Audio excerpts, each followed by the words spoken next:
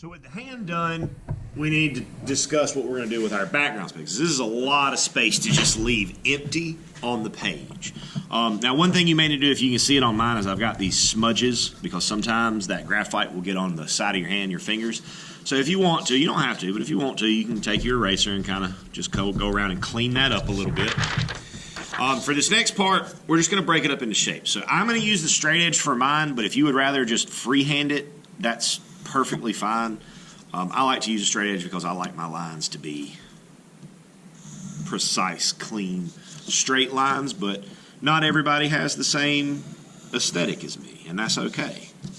But I'm just going to randomly place a few lines. We want to keep these shapes pretty big. We don't want to go super, super tiny with these shapes because if we do, we will never, ever, ever get finished. So I'm going to keep those shapes kind of large. Notice here that when I go behind my hand, I am skipping over. I'm not putting a line through all that beautiful work that I've already accomplished and completed. There, and we'll put one more right there.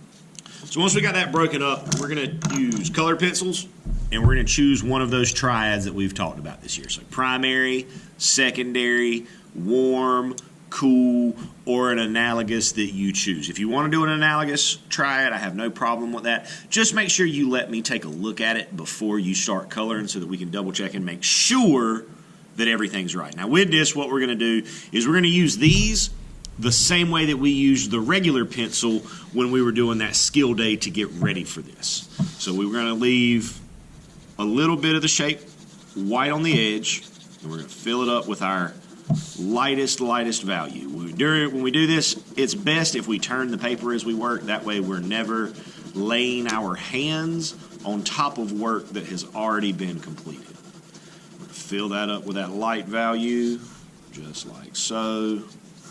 Try to remember to always keep our pencil moving in the same direction. Now, I understand, though, that sometimes around the edges, that's difficult to do. And then we're going to reset. Press down a little bit harder. Make sure we leave some of that lighter value showing underneath. Bring that across. And then we're going to go a little bit darker. Same steps as when we did the value shift and the value scale with our regular pencil. We're just applying that skill and that process and those steps to a different media. It should achieve very, very similar goals except in color instead of in grayscale. A little bit hard. Remember, every time we leave a little bit of that last layer showing.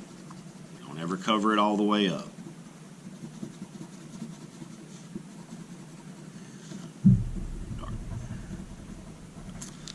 All right, so then when I go to my next shape, we want to make sure that we put dark beside light.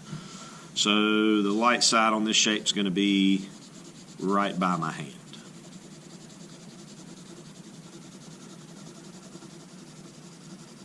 I went with the green, orange, purple secondary triad for this. Don't really have a reason for it. That's just what I chose to do. It's what seemed like the right choice.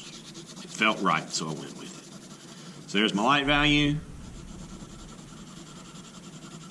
A little bit darker, leaving some of that layer showing. A little bit darker, leaving some of that layer showing.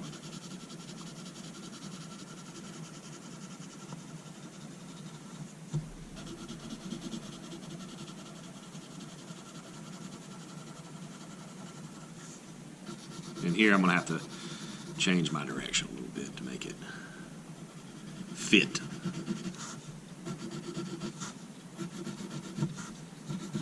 And the rest of this I'm going to speed up so that we're not waiting on me.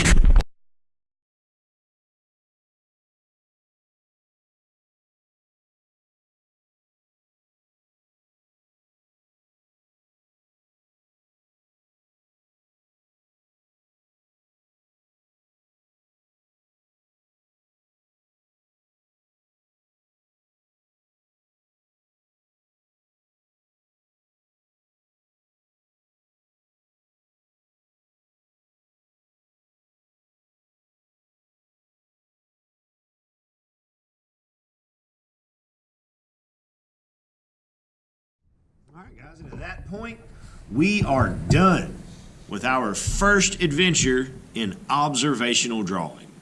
Good luck to you all, and as always, happy arting.